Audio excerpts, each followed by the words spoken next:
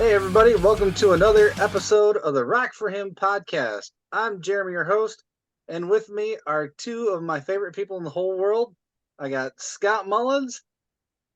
How's it going, Scott? It's an honor to be one of the favorites. Hey, man, since day one, my mother, my brother from another mother, my partner in crime, Mr. Jason Sanchez Bukowski. How's it going, bro?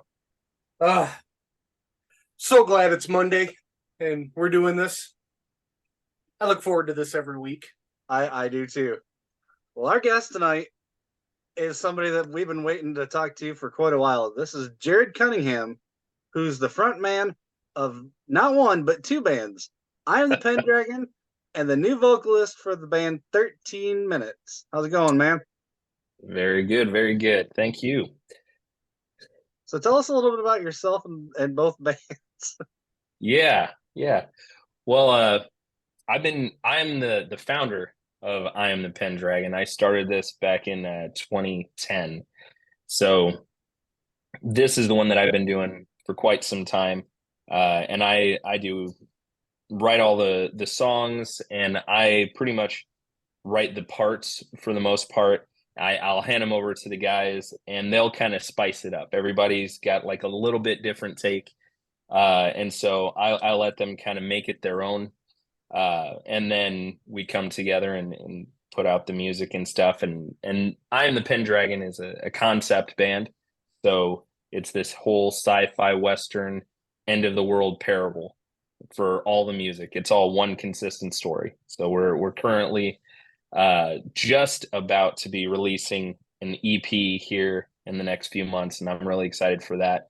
And that's gonna hopefully catch everybody up because we signed with Rottweiler last year and went down and recorded with them. And we've been working on this EP literally for a year now. We went in August last year to record it, and so it's been in post for a bit, but it was really honing in and getting it to sound right. We switched producers about halfway through because it just wasn't quite where we wanted it to be. So we went back, and now we're working with an awesome guy named Glenn Gizzy, and he's just knocking it out of the park. We've already got the main song. The first, I think it'll probably be the first single off of this one is done basically, and we'll be finishing up the rest of them real soon here. So I'm really excited for that. So that's the Pendragon stuff. And the 13 Minutes is brand new. I haven't even played my first show with them. But I've known the guys, especially Jamie. He and I go back probably about 6 years, 6 or 7 years. And then just playing shows. They came through Omaha, and I was going to go see them. And I saw on their page that the local band that was playing with them dropped last minute on the day of the show for whatever reason. They couldn't play for them, and so they're like, "Yeah, we're still coming. We're still going to play." And I just sent them a private message, and I was like, "Hey guys, I was already coming to your show anyways, but you want me to jump on and do like a little acoustic open?" And they're like, "Yeah, that'd be awesome." So that was the first time I met them in person. And actually, before that, I was introduced to them just through Twitter. I had somebody who followed the Pendragon on Twitter, and she was like, "I know this other band that they're down in Oklahoma, but I think you guys would like each other a lot." And so we actually got connected by just a mutual Twitter follower named Susan. And so we've been connected for this long time, just being friends, and we did a few shows together, played a few festivals together, and Jamie and I just really connected in that time. And I heard this last spring when they announced that Aaron was going to be stepping out as the vocalist, and Jamie and I had joked a few times about, man, if we were any closer to each other, we'd already have been working together. Because I'm in Omaha, 13 Minutes is based out of Oklahoma, so it's about a 6 hour drive, and we had joked around about it, kind of just threw it back and forth. And then when I said it to him this time, he was like, "Man, we need to talk." And so we did. We shot some messages back and forth and just kind of figured out logistics of what it would look like, and what like, is this something we can actually do? And on both sides, it was like he didn't want to he didn't want to like take me away from the Pendragon stuff and like diminish what we already had going on. And at the same time, I didn't want to overcommit myself to something that I didn't feel, one, that I would be able to actually bring value to what they're doing. Because like I said, I started as a fan of 13 minutes, and I have followed them. I appreciate what they do, and I wanted to make sure, like, if I step into this, that I can actually live up to it and take what the foundation that's already been laid there and help to move forward with it. And so we really just looked at a lot of different things from different angles, and we're like, man, okay. So after we got the logistics figured out, we're like, okay, it's doable, it could work, but is this what God's leading us to do? And so we both took a step back and took a few weeks to pray about it. I prayed about it with my wife and my kids because it's a whole family involved thing. If dad's going out on the road and doing shows, like, it affects them. And so I was like, I want all of us to be in this, and I want all of us to seek God and hear what he has to say. And my oldest son is 13. My youngest one, my daughter, is 5, and we all prayed about it for a few weeks together, and we all felt that there was just a peace in stepping into this. And so got back with Jamie, and I was like, yeah, man, I think it's a go. And so yeah, we've been sending back stuff. The long distance thing is very different than having all the guys in the same town. We get together and practice frequently. Now it's with 13 minutes, shooting files back and forth, and like, here's my take on this song. Here's like how I would sing this song. And they're like, oh, that's terrible. And I'm like, okay, no. But no, they've been super gracious and stuff, but it's different to try and figure out what somebody else has in their head, and you're not in the same room. Like, there's a whole time difference of just, here's an idea, I send it off to you, wait for you to have the time to listen because you're at work right now. You shoot me back a message later, and there's 4 of us, and so we're all having input on it. But it's been really cool, just seeing how God has brought this particular group of guys together at this time. Another one, Preston, I've known him for years. Oh, online. We've never actually met in person. But Preston and I were both on another label together he was in Outside the Shadows, and that was when Pendragon was first kind of making any kind of impact on the scene. We were on a label called Raven Faith Records, and so I would just gas his stuff up anytime they put out new music. I'm like pushing it on all our stuff. When we'd put out new stuff, he's like promoting it. And we never actually met in person, but we've been like supporting each other for years now. And so to have that kind of a connection already, and then everybody coming in, we've got 3 of the 4 of us are experienced songwriters. All of us have experience in managing and leading our own bands at different points. And so it's just there's a high level of professionalism with it. There's a high level of just doing things with excellence. And so I'm really excited for what 13 minutes is going to be doing. And we already have new songs that we've been working on that have not been played live.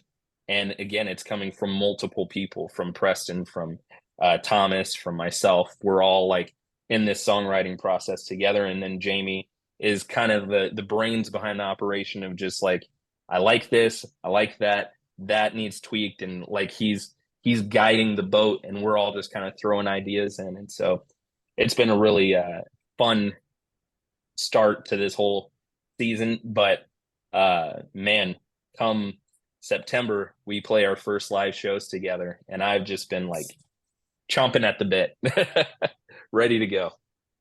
That's awesome. I mean, I got to say, this is one of the reasons why I love doing this show, because while I am familiar with 13 minutes, I don't know Pendragon as well. I think I know a couple of your guys' songs.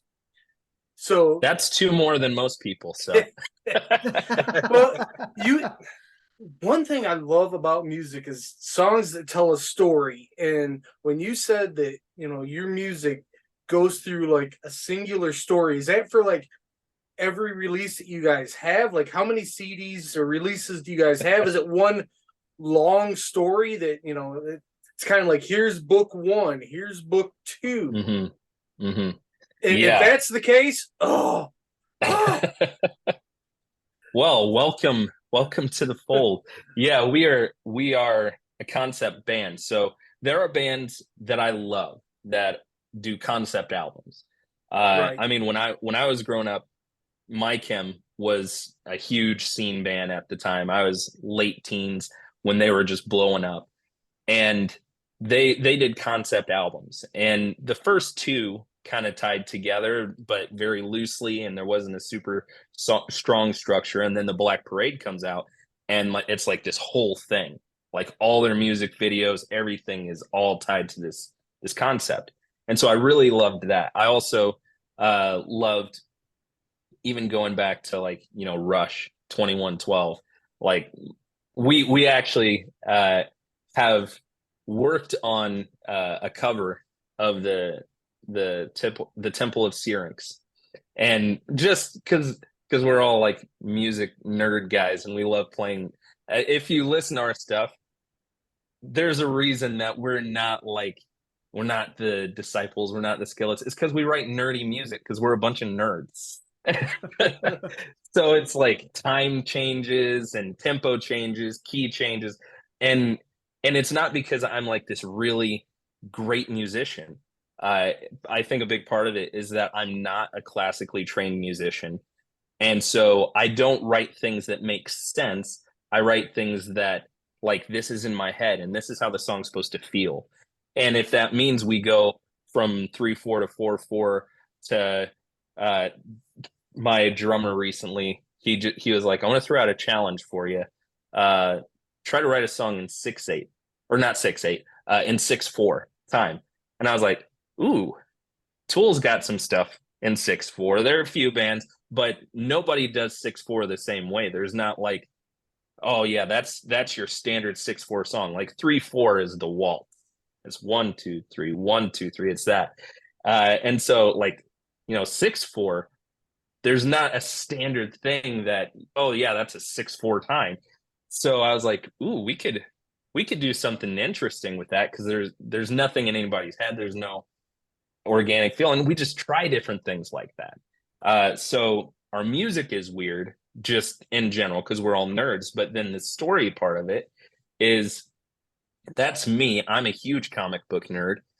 So uh, that was like where the whole thing was kind of birthed out of. And the name I Am the Pendragon actually comes from a line in a C.S. Lewis book called That Hideous Strength. And I read that book. I loved C.S. Lewis growing up, but somehow the Silent Planet trilogy I didn't even know about until I was like late teens, early 20s, somewhere around there. And so I started reading it, and it was right about the time that my son was born, my first son. And I'm reading this book, and it gets to this section, and I read the line, I am the Pendragon. And in the book, I mean, it's C.S. Lewis, and like most people know him from Narnia, but he is just an incredible author, whether he's writing children's fantasy, adult fantasy, actual like theological books and stuff.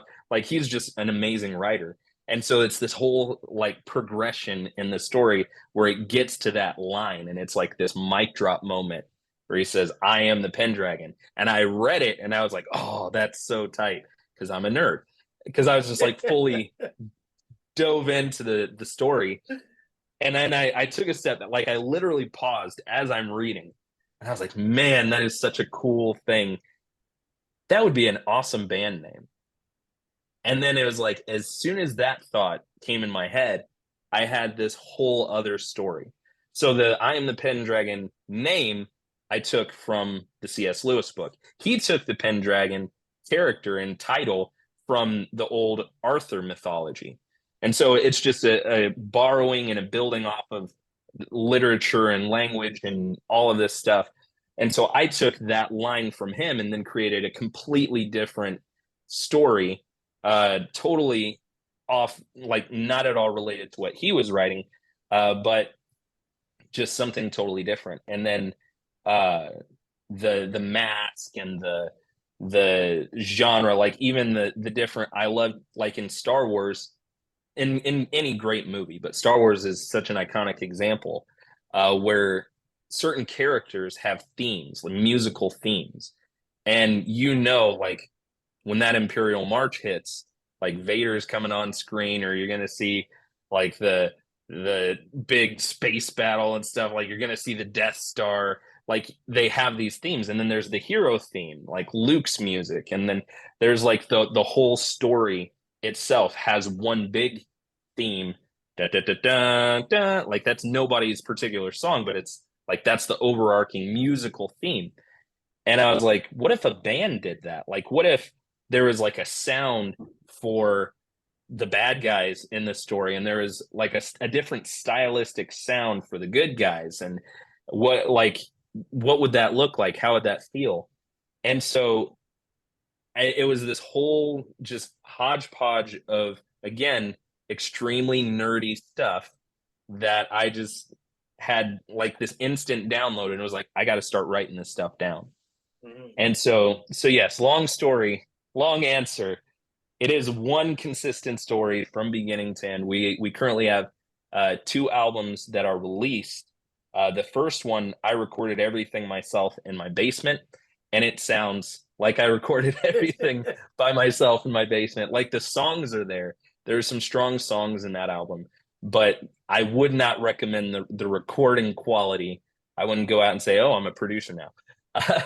And then our second one was the first one we actually went and recorded in a studio, and that's part two of the story. And that one, it was light years ahead of what I had done by myself. And by that time, my drummer Dave had joined me, and he's been with me now for 7 or 8 years. And so that was our first time in a studio, figuring stuff out, kind of just learning the ropes a little bit. And so what we put out, we ended up recording with a friend in town who he did a lot of church music. He did a lot of CCM type stuff, some of the folk worship type stuff. But he was like, oh man, I grew up on like rock music and screamo and metal, and I want to start doing that. And so he really was excited. And what he did for us, like I can still go back and listen to the album and be like, that was good. Like it sounds good, but it definitely, especially in the mastering, is mastered more like, a worship album, or like a Hillsong rock song or something, not like a metal rock song. And so like those first two albums, because it was like the songs are there, the music is there, but it's just not quite where we want it. That's why we're doing the EP, because since we signed with Rottweiler, we have been exposed to a much wider audience than what we had. Like you said, you had never heard of us before. We've been around for 13 years, and that's we're right in the middle of the United States in Nebraska, and it's a 5 to 10 hour drive to get any of the strong places where like the Christian rock music scene is. We mostly play secular venues, and so we didn't really have a Christian base. And so with signing to Rottweiler and having this expansion of a new base that we can reach to, we're like, let's go back to some of those early songs and re-record them in a professional studio with a real producer, and do them like the way that they need to be done, so that anybody that's not heard of us yet, they can be introduced to who we are. They can get our sound. They'll hear what we sound like when we play live, not like a softer version of what we do. That's what people always tell us, like, man, I listen to you and it sounds good, and then I hear you guys play live and it's like, man, you guys are like rock and roll. But yeah, so they'll get the real version of who we are, introduced to a few songs from the first album, a few songs from the second album, and then one brand new track. And it's that one is kind of the transitional piece between what we've done so far, story wise, what we've done sonically in the music, with where we plan on going. And we have a full third album that is written. And we're even writing more stuff because that album has literally been just waiting in the wings for about a year and a half. We had it written before we signed with Rottweiler, but they were like, let's introduce you guys with something first, and then we'll dive in with the full third album. And so I was like, yeah, I like that idea. So we're doing this to introduce everybody to who we are and prepare them for where we're going to go. That's awesome. And you hit on all my parts that I love. I'm a nerd. I love comic books and Star Wars. Jeremy, Scott, you guys can go. I'm just going to be talking to my best friend here for a while. So No. You're going to have to fight me, Jason. I was gonna say, I think that's a group effort, and Yeah. but yeah, what a cool concept, man! What a creative. You were kind of undercutting yourself a little bit, but that sounds awesome to me. Yeah. Run with the talent God gave you, and you had our attention the whole time. Like Jason said, you were bringing out stuff that was like, "Oh, that sounds so interesting." It's really like I'm not trying to like false humility kind of a thing. Like, I honestly am not trained in these things, and I will write things and I don't know what I'm writing, and I have to go back and like figure out what I'm doing because I don't know what it is. And the reason I'm also a house church pastor. And so in our meeting, in our gathering yesterday, I was telling them the exact same thing. Like, I feel like God has positioned me to have a level of influence in different areas, whether it's in my regular job or in the church or with the music and all of these different things, not because I have all of these qualities that I was able to bring to the table and he could just use all of my gifts. It was, I didn't have anything good to bring to him and to offer him. Like, I'm not musically trained. I don't know what I'm doing. I didn't even go to high school. I don't have anything to offer, but I'm a very obedient and willing vessel. And so I feel like he just continues to give me inspiration. He continues to lead me, not because I am bringing anything special, but because anything that I do that is worthwhile is all him, and I can't take any credit for it. So, Amen. yeah. That's awesome. You're Aaron. Exactly. I've been Aaron too in a lot of areas, so I've learned to be like, whatever you want, I'll Yep. try whatever you want. I don't have the confidence you're gonna have to give that to me. So, but keep it up, man. It sounds awesome. And speaking of that, one common ground that we do all share is Christianity. And one thing we always like to ask our guest is, can you please share your testimony so that the people watching know what you're all about? Tell us your salvation story. Yeah, absolutely.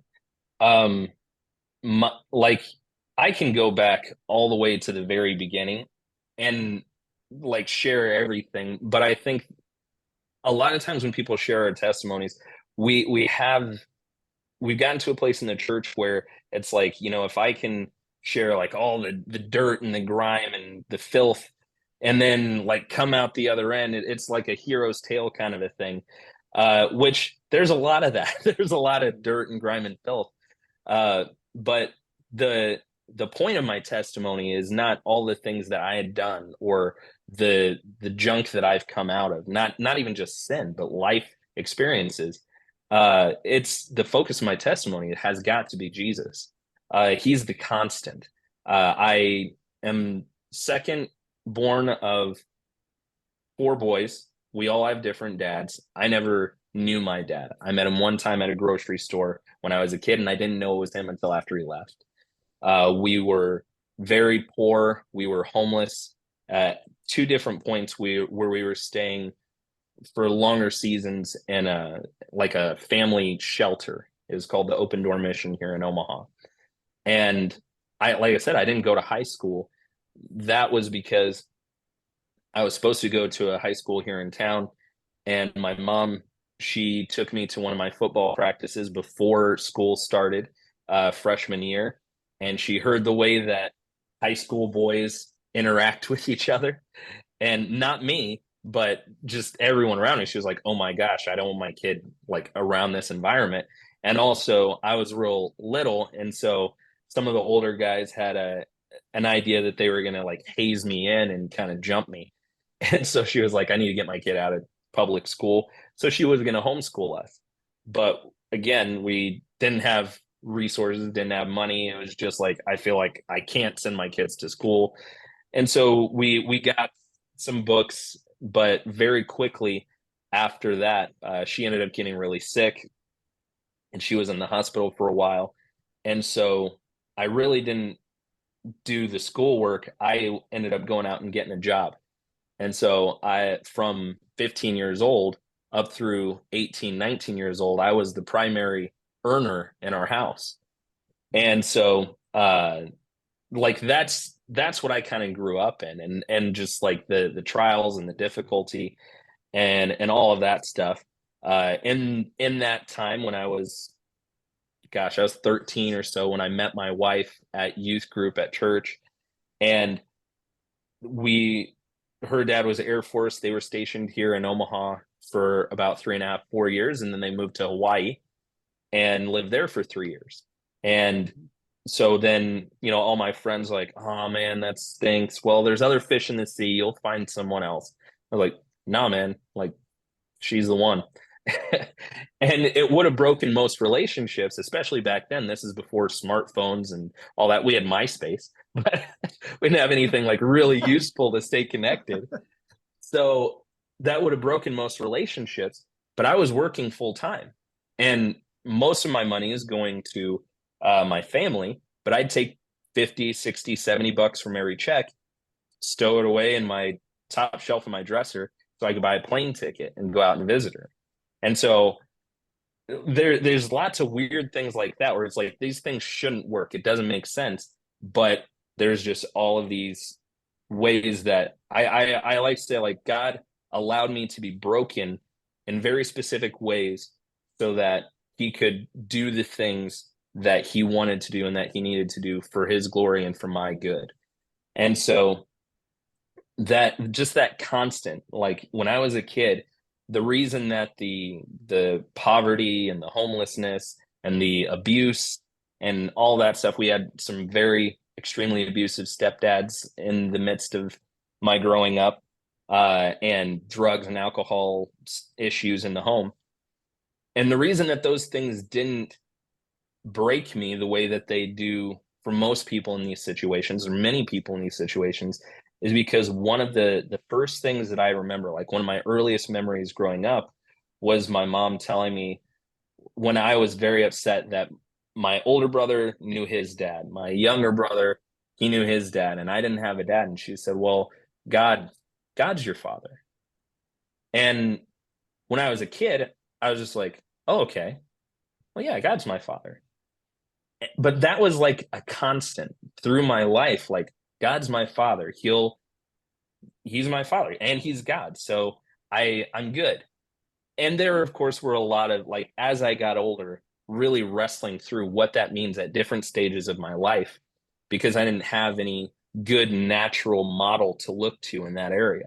And so what does it mean that God's my father as a 13-year-old boy who has a single mom and she has no idea how to raise boys? Like, what does that look like? What does it look like when I'm 15, 16 years old and I'm having to take care of my mom and my two younger brothers and help support the family? What does it mean that God is my father at that point? What does it mean that God is my father when I'm 21 and I'm married now, trying to be a husband, and we have my son who's in the NICU, and he, like, right out of the gate, he was born, and nothing serious, nothing too crazy, but he was in the NICU for about 2 weeks after he was born, and he's got all these tubes and wires and stuff plugged into him. They had to keep they ended up having to do a PICC line like directly into his heart. He had tubes in his head. And I'm holding him. I'm like, what does it mean at 21 that God is my father? And so there's just this constant progression but it's the same through line all the way back. And that's the only reason that I have the life that I have, that I have the family that I have, that I'm able to be the husband, able to be the father, able to play music and pastor, any of the things that I do. It's like I should be just a total mess. And without God, I absolutely am.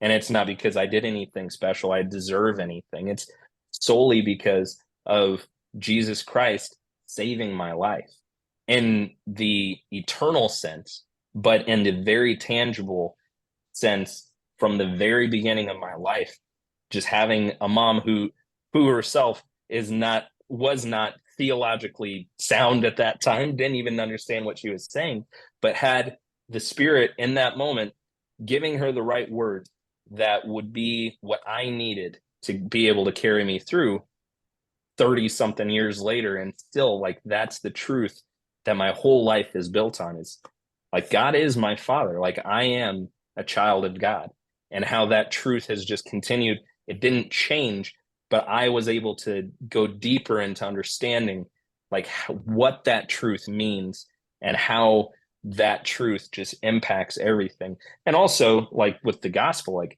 what that truth costs. Like it's not, oh, we're all God's children and it's all the same. It's like, no, like this cost, and I don't deserve this. In fact, I deserve to be every bad thing that could ever happen to me. But because of his sacrifice, because of Jesus Christ stepping in and taking my punishment and dying in my place, like I get to have the fullness of sonship with the creator of the universe. And that is the testimony. That's it. Wow. That's awesome. That's amazing. Love it. Jeremy? Well, unfortunately, we're running low on time. So another thing, but That's my fault. No, No, this is fantastic. Yeah, this is fantastic. Like, I'll be reaching out to get you on again, especially closer to when you guys release your EP. But Yeah, absolutely. Another thing we like to do is we like to pray um, with our guests. What can we be praying for you guys for? Man, I would say pray that as we are nearing the finish line of getting the EP put out, that God would just get us through this last little bit. I mean, now it's getting ready to switch gears into the marketing and the promoting, and we have album art for it already. I got to do a little bit more stuff with that, but just that God would carry us on that side with the Pendragon. But then also that with the 13 Minutes crew, that God would just have his hand as we step out again. And I do my first few shows with them.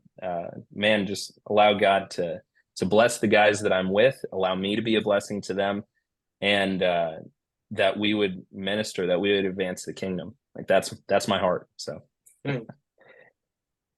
Awesome. Scott, would you like to do the honors and pray us out? Absolutely. Let's go to the Father, guys.